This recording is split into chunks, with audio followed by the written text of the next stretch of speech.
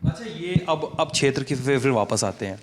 क्षेत्र में ये बात बार बार होती है कि मुझसे कई लोगों ने कहा कि आपके पापा बृजभूषण जी सत्र रहता है तो आते हैं दिल्ली से, और नहीं रहता है तो शनिवार रविवार को कायदे का एक सेशन लगता है, समय देते हैं।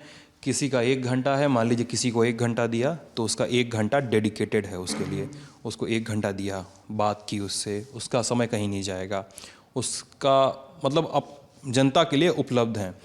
लेकिन फिर वहीं लोग एक बाइनरी ड्रॉ करते हैं प्रतीक भूषण पे, कहते हैं कि प्रतीक काम कर रहे हैं नहीं कर रहे हैं वो अलग मुद्दा है, लेकिन प्रतीक समय देकर भूल जाते हैं लोगों को, प्रतीक समय नहीं दे पाते जनता को, अपने पापा वाला काम अभी नहीं कर पा रहे हैं प्रतीक, ये बार बार कंपेयर होता है। अब मुझे भी मिला दीजिए, कोई इतना शिकायत कर रहा है मैं उसे सॉरी और ही बोल दूं। मैं अपने टाइम के लिए बहुत पंक्चुअल हूं, और मैं ऑन कैमरा कहना चाहता हूं कि अगर मैं किसी को समय देकर अगर गोला दे दिया हूं तो आई एम वेरी सॉरी। मैं बहुत टाइम की फ्रैंक हूं, और मेरे फादर क्योंकि बहुत फ्रैंक हैं, और जिसके फादर बहुत डिसिप्लिन में होते हैं वो अपने बच्चों को बहुत डांटते हैं।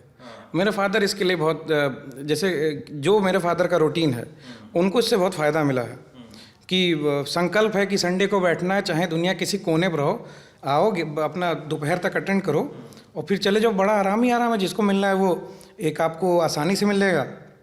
और फिर हम नॉर्मल वीकडे में हम बाहर जाते नहीं जल्दी, मैं सबको समय देता हूँ। और मेरे इधर विधानसभा में बहुत थोड़े से गांव ही हैं।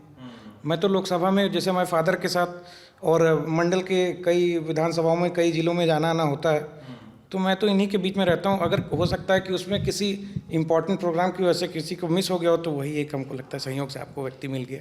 ये भी लोग कहते हैं कि आप स्थानीय मीडिया से भी नहीं मिलते हैं। मैं इंटरेस्टिंग लोगों से ज़रूर मिलता हूँ भाई साहब। अच्छा। हाँ, मैं बिल्कुल मिलता हूँ। देखिए आप मैं इंटरव्यू से असल में भगता हूँ।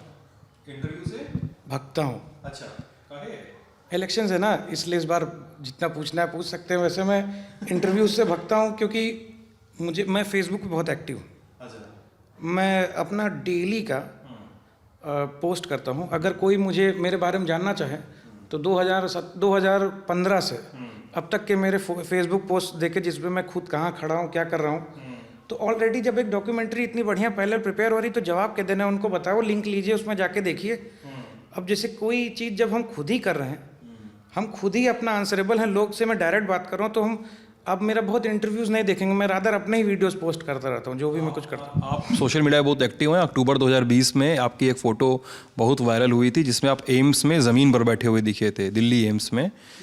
मतलब शिव कुमार वर्मा आपके गोंडा के एक थे, उसकी आंखें ख़राब हो गई थी उस व्यक्ति की, लखनऊ में भी इलाज हुआ था, कुछ नहीं हो पाया था। फिर जुगाड़ लगा के पूरा सोर्स पानी से आपने शायद वहाँ रह के, वहाँ बैठ के एम्स में उनका इलाज करवाए थे। 3 लोगों के साथ आपकी वो फ़ोटो वायरल हुई थी। वो शिव कुमार उनके बेटे हैं, उनके आपने वहाँ पे मतलब जब तक इलाज ऑपरेशन नहीं हुआ आप वहाँ बैठे हुए थे, ये कहा जाता है। जी, मुझे दिल्ली जाना था काम से। वो मेरे पास आए कि मैं क्षेत्र भ्रमण में था कि मुझे डॉक्टर जवाब दे रहे हैं। तो मेरी ये बात हुई एम्स में एक फ्रेंड से कि ये वाला इलाज हम यहाँ दिल्ली में कर सकते हैं। तो हम कहें पहुँचो तुम दिल्ली, हम भी पहुँचते हैं। तो फिर गए, उनका अपॉइंटमेंट कराए, और ईश्वर के आशीर्वाद से थोड़ा बहुत इम्प्रूवमेंट तो है। और जैसे थोड़ा आउट ऑफ वे जाके हेल्प करने से अच्छा बहुत लगता है। और ऐसे बहुत सारी चीज़ें हुई जिसे मैं जनरली ये सब पोस्ट नहीं करता, क्योंकि मेरा मानना है कि दान और दया और सेवा करने के बाद अगर प्रचार, जैसे उसको फैलाने, जैसे प्रचार का अगर कोई मकसद हो कि सेवा लोग जानना चाहिए, उससे कोई पुण्य मिले, तब तो ठीक है। पर जैसे हम अपना बहुत फैलाते नहीं हैं, क्योंकि मैं अपने लिए किया था, अपनी सुविधा से भी किया था। अपना जा रहा था तो उसको भी कहा कि भाई चलो चल लेते हैं। तो ऐसे बहुत सारे काम हुए हैं जिससे मुझे अच्छा लगता है।